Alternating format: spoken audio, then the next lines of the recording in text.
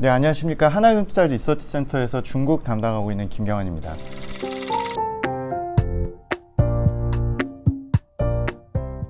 오늘은 9월달 전략 자료가 나와서 간단하게 9월 중국 관련 시장에 대한 시각 그리고 전망 말씀드리도록 하겠습니다. 이번 달 자료는 저희가 이제 호시우보라고 제목을 정해봤는데요.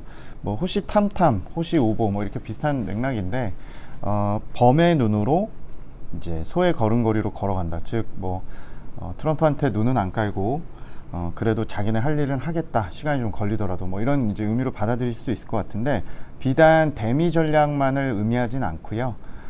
펀더멘탈 상황 그리고 환율 시장에 대한 그림도 나름대로 할 것들을 하면서 에너지들이 축적되고 있다라는 게 저희 생각입니다.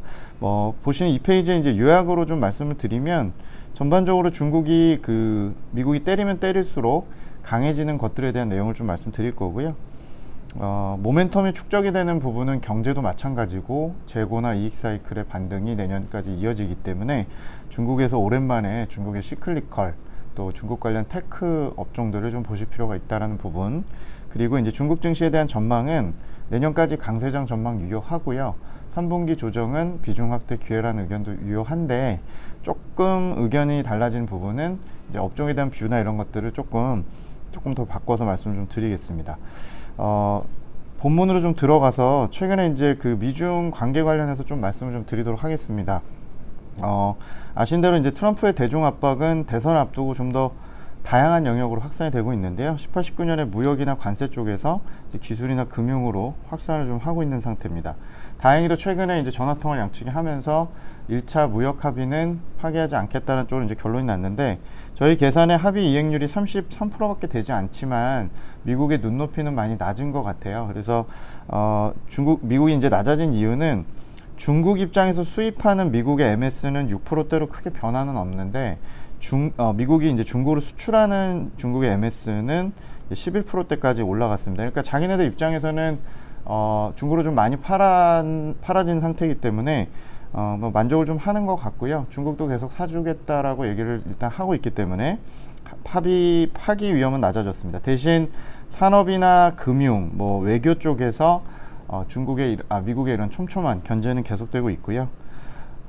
미국이 계속적으로 견제를 하면 할수록 중국은 이제 계속 더 단단해지는 것들이 좀 저희가 있을 것 같습니다. 저희가 생각하기에 가장 큰 거는 위안화의 가치 그리고 금리의 하단이 계속 단단해질 거로 생각하고 있고, 두 번째는 외국인 수급이 이러한 측면에서 개방과 함께 계속 강화될 것 같다. 그리고 금융이나 산업에 대한 견제를 강화할수록 내부적으로 포용할 수밖에 없기 때문에 중국의 자본시장을 활용한 IPO 확대, 그리고 최근에 이제 화두가 되고 있는 미국 상장 중국 기업의 어떤 복귀나 도망올 이제 기업들이 생길 수 있는데요.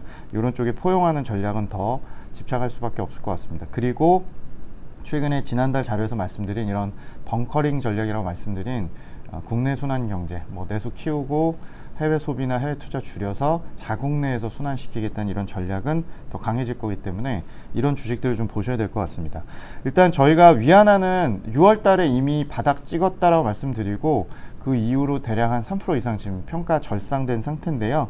18년에 관세를 16%나 올리다 보니까 당연히 그거에 맞춰서 수출 경쟁력 때문에 13% 정도 위안화를 평가 절하시켰습니다. 대신 올해 들어서는 전인대에서도 통화보다 환율을 더 앞에 놓을 정도로 환율에 맞춰진 통화 정책을 지금 쓰고 있고, 올해는 다른 쪽으로 미국이 공격을 하다 보니까 당연히 이제 환율을 절하시킬 이유가 작아진 거죠. 그래서 위안화는 달러의 약세 요인도 있겠지만 자체적으로 특별히 절상 쪽으로 방어도 안 하고 있습니다. 그래서 절상이 지금 계속되고 있는 그런 상태고, 미중 금리 차도 역대 최고 수준인 240bp까지 지금 벌어진 상태이기 때문에 위안화 가치는 미중 금리 차랑 최근에 들어서는 그렇게까지 연동은 안 되지만 위안화 가치의 하단은 굉장히 보장을 해줍니다. 그래서 당분간 위안화 강세 흐름이 예상이 되고요. 위안화 강세 흐름이 계속될수록 또 신흥국 내에서 중국이 나름대로는 정상적으로 지금 회복 단계를 밟을수록 외국인의 수급은 계속 좋아질 것 같습니다. 7, 8월 들어서 중국 A주 시장에서 주식 매수는 좀 줄었지만 채권은 정말 꾸준히 매수를 하고 있는 상태입니다. 그래서 보시면 외국인이 보유한 중국 주식과 채권의 시가총액 변동은 뭐 400억, 500억 달러씩 이렇게 계속 늘어나고 있기 때문에 내년까지도 이런 흐름은 유효할 거로 생각을 합니다. 더군다나 그 수입을 확대해야 되는 중국 입장에서는 위안화 가치를 계속 강세 쪽으로 놓고 갈 가능성이 있다라고 보는 거고요. 또한 중국 정부가 IPO 시장에 좀 더 집착할 가능성이 높다고 말씀드리고 있고, ADR 관련된 기업들이 뭐 최근에 이제 엔트 파이낸셜 같은 기업도 있겠지만 홍콩이나 이제 그 중국의 커창반 이런 쪽에 상장하는 쪽에 공식적으로 지금 종용을 하고 있습니다. 그래서 돌아오면 판 키워서 받아주겠다 뭐 이런 쪽으로 좀 볼 수 있기 때문에 중국 쪽에서 이제 이런 것들이 잘 되는지는 홍콩에 이제 홍콩 거래소도 있고요. 최근에 출범한 상해 커창반 50 지수도 흐름을 보실 필요가 있고, 또 홍콩 항생 테크 지수가 ADR이 이제 그 복귀를 하거나 홍콩에다 발행을 할 경우에 이제 여기다 붙일 수 있기 때문에 알리바바, JD.com 또 중국 ADR 중에서 큰 종목들이 이제 붙을 경우에 앞으로 주가 흐름이 바로미터가 될 것 같습니다. 그리고 이제 그 중국 내에서는 이제 미국 소매 판매 대비 이제 중국 소매 판매가 상당한 수준까지 이제 거의 근접한 상황이기 때문에 자급자족 해보겠다는 전략도 저희가 더 강해질 걸로 생각을 하고 있습니다. 일단 방금 말씀드린 이 자급자족 측면에서는 지난달에 제목이었던 벙커링 전략을 저희가 계속 주목을 해야 된다라고 말씀드리고 있고요. 이게 그 해외 소비가 리턴되면서 수혜 볼 수 있는 게 이제 면세점이죠. 그래서 중국 내 면세점 주가를 보시면 얘네들이 이제 이런 길로 가는구나라고 보실 수 있는 거고요. 말씀드리고 있는 계속 신형 인프라, 또 신형 도시화 뭐 이런 전략들, 또 테크 국산화 전략 관련된 5G나 반도체 관련 투자, 또 전기차라든지 가전 음식료, 면세점 플랫폼 이런 기업들이 앞으로 이제 자급자족형 경제, 순환 경제의 수혜주라고 보시면 될 것 같습니다. 단기적인 시각으로 보면 아이러니하지만 중국이 가장 먼저 컨택이 지금 시작되고 있습니다. 그러니까 다른 나라들 2차 팬데믹 때문에 지금 고생하고 있는데 우리나라조차도 지금 고생 중인데, 얄밉게도 중국은 컨택이 굉장히 시작되는 모습들이 지금 확인이 되고 있습니다. 최근에 중국의 주택거래 같은 대표적인 이제 오프라인 서비스업, 그리고 가장 늦게 지금 회복할 걸로 봤던 중국의 박스 오피스도 회복률이 굉장히 빠르게 올라오고 있는 그런 상황입니다. 저희가 생각하기에는 중국의 방역 상태는 상당히 좀 견고한 것 같고요. 뭐 이런 흐름이라면 하반기 중국의 부동산이나 오프라인 소비, 또 기존의 이제 인프라 이런 것들이 계속적으로 중국의 경기 회복세를 지지할 걸로 생각을 좀 하고 있습니다. 그래서 이제 이번 달 전략 측면에서는 중국의 시클리컬과 테크 업종에 대한 비중을 계속 확대해야 된다라는 생각을 저희는 갖고 있습니다. 저희가 2016년과 지금 상황이 굉장히 유사하다고 생각을 하고 있습니다. 수요 측면에서도 그렇고 공급이나 재고 사이클의 저점인 상황도 거의 유사하다라고 생각을 좀 하고 있어서 앞으로 이제 내년까지 보면 이제 글로벌리 가장 정상적인 공급과 수요 회복, 뭐 컨택까지 포함해서 수요 회복이고요. 또 정책에 대한 누적된 효과들, 또 재고나 가격, 이익 사이클 이런 것들이 내년 3분기까지 반등을 저희가 예상을 좀 하고 있습니다. 이런 관점에서 재고 사이클이 좀 빠르게 회복되는 업종을 좀 주목하실 필요가 있습니다.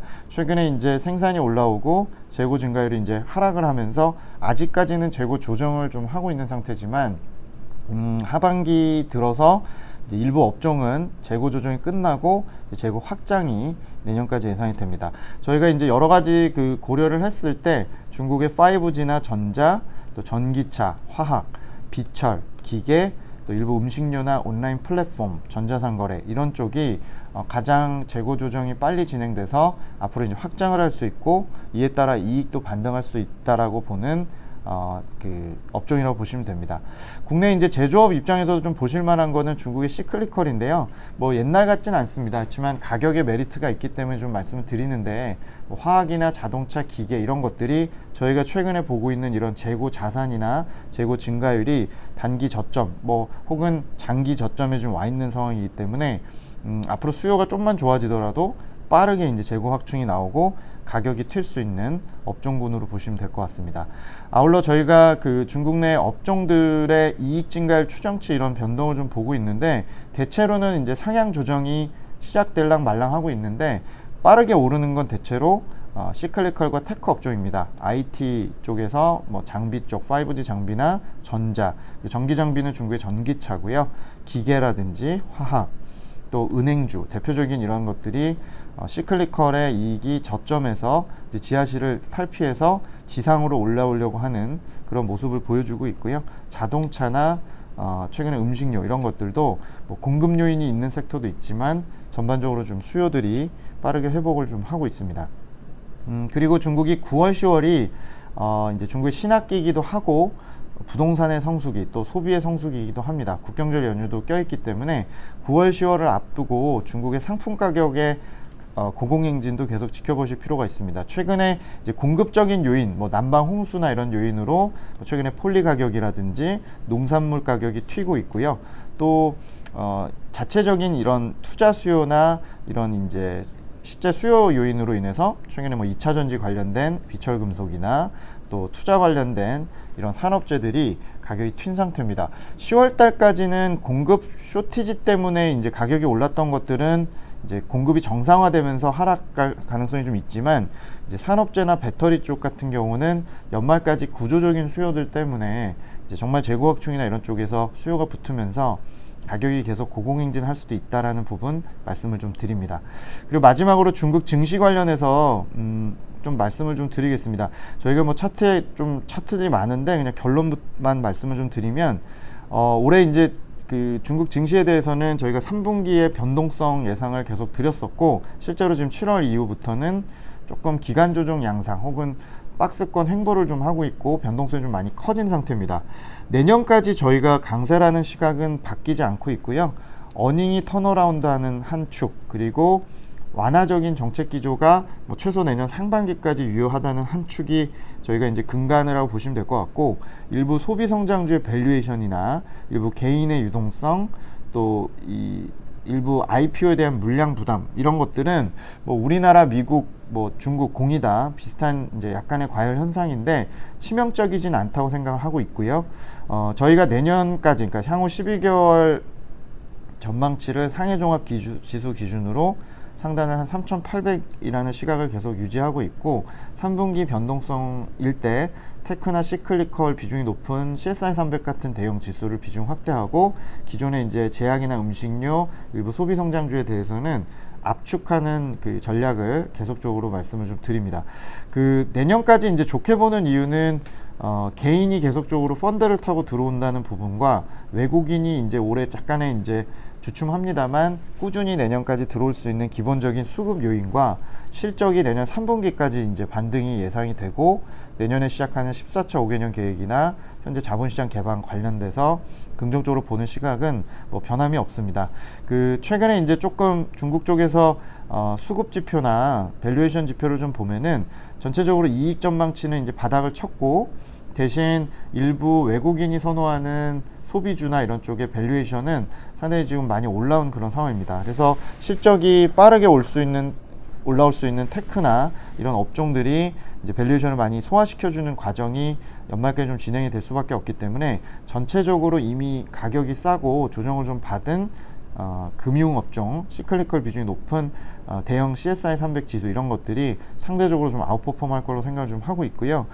저희가 생각하기에는 하반기까지 이제 펀드를 통해서 개인들이 계속 우리나라처럼 지금 들어오는 상태고 전체적으로 개인이 인식하는 금리가 아직 낮은 상태이기 때문에 부동산에서 주식으로 돈들이 들어오는 그림은 여전히 중국 쪽에서 유효한 상태다. 단지 일부 과열된 소비 성장주에 대한 변동성을 좀 예측을 드리는 거고 4분기와 내년 상반기까지 놓고 봤을 때는 CSI 300을 한 절반 정도 나머지 이제 그 테크나 증권 일부 신형 인프라 관련된 이런 종목들을 한 50% 정도 압축해서 가져가는 전략을 권고해 드리고요. 만약에 홍콩을 저희가 투자한다고 가정했을 때는 항생 테크 지수를 계속적으로 대안으로 제시를 좀 해드립니다. 뭐 홍콩 항생 테크 지수 같은 경우는 중국의 플랫폼 대형 기업들을 다 이제 포함을 시키고요. 알리바바, 텐센트, 메이투안이나 SMIC 같은 하드웨어 업체들까지 포함이 되어 있습니다. 뭐 장점이라고 한다면 성장성 그리고 앞으로 본토 자금이 계속 홍콩으로 들어오면서 항생테크지를 살 수 있다는 수급적인 매력도 또 ADR이 계속 견제를 받으면서 미국 상장 ETF 대비해서 홍콩의 이런 비슷한 종목군으로 투자할 수 있는 메리트가 있고요. 조금 단점이라면 너무 인터넷 기업이나 전자 상거래 플랫폼 기업으로 좀 편중이 돼 있다는 부분들 또 높은 변동성 이런 것들이 있는데 현재 저희가 2분기에도 확인을 했지만 중국의 전자상 거래나 플랫폼 기업들은 그냥 조정받을 때 사야 될 정도로 상당히 높은 성장성이나 내수 기업으로서의 여러 가지 수혜를 계속적으로 받고 있는 상태입니다. 그래서 이런 기업들이 내년까지의 그 사이클로 봤을 때는 상대적으로 좀 우위에 있는 상태라서 항생 테크 지수는 계속 조정을 매수 기회로 삼고 계속적으로 좀 관심을 좀 가질 필요가 있지 않을까 이렇게 생각을 좀 하고 있습니다. 네, 오늘은 여기까지 이제 정리해서 좀 말씀을 드리고요. 최근에 이제 그 이슈나 이런 것들에 대해서는 추가적으로 조금 업데이트 드릴 수 있도록 하도록 하겠습니다. 여기까지 말씀을 드리겠습니다. 감사합니다.